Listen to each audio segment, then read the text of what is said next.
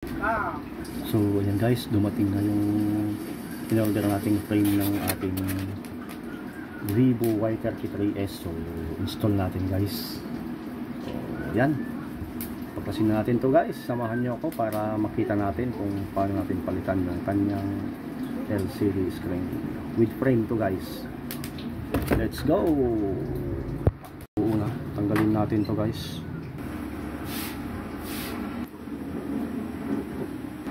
Ito yung kailangan lang ano guys, kailangan lang tiyagain. Oh, see? So, ayan guys. Yun. Sunod natin tanggalin yung mga screw sa gilid guys. Tatanggalin natin lahat muna.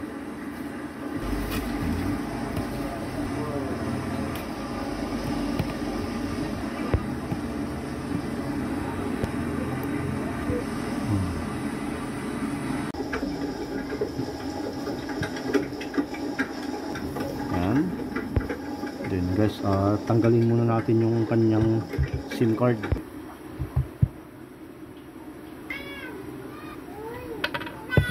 Tanggalin natin yung kanyang frame.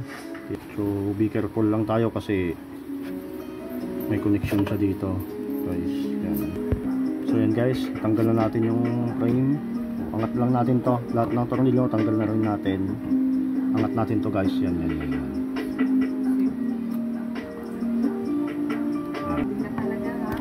Yun.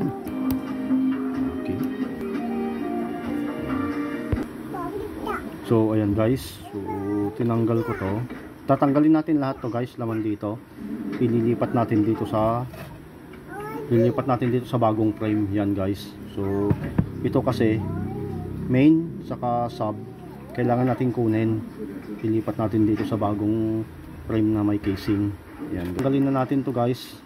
Pati ito para may ilipat na natin. So tara guys, continue natin yung ating ginagawa. Tinanggal ko na to kanina, binalik ko lang ulit yung antena ng ililipat.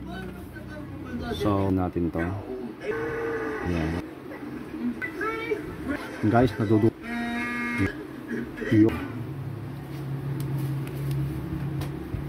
so yan. Yan guys, then here and so yun guys, ilipat natin yung power button saka volume button. Pinapatuyo lang natin.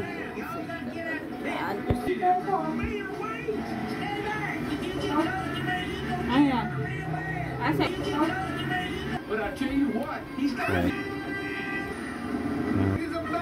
Ayan guys. So ayan, salpak natin yung antena guys. Sana umubra yung ating volume key saka power key, power button. Yun. Yan. Ito. 1,000 years later. Ayan. Okay. So, oh yun oh. Tsaktong-tsakto.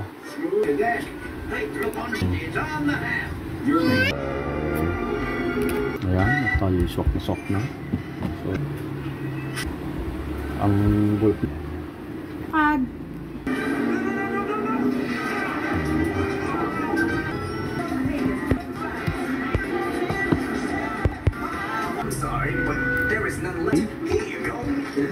frame pad. So ito guys, may ano ko na yung casing nya.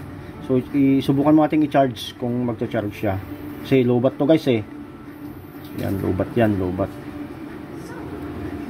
So yan guys, nag-charge siya. So meaning to say, okay na siya, okay na yung LCD niya kasi dati walang nakikitang ganyan. Ayan, yan. Nag-umpisa na siya guys. So waiting lang muna natin guys. So ayan guys. Ito po, after 4 years ng pagre-repair natin, natapos natin yung Vivo Y33. Ayan, so nabuksan ko na siya guys. Ayan, pero hindi ko pa nalagay yung mga tornilyo. Gusto lang natin. Ayan. Pinarge ko kasi muna siya.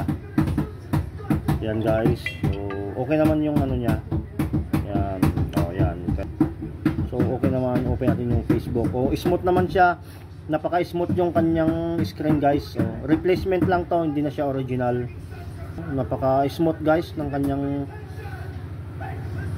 screen. So ayan, ayun oh. Di ba? Oh, guys, at maraming salamat sa inyong pagsubaybay. Bye-bye.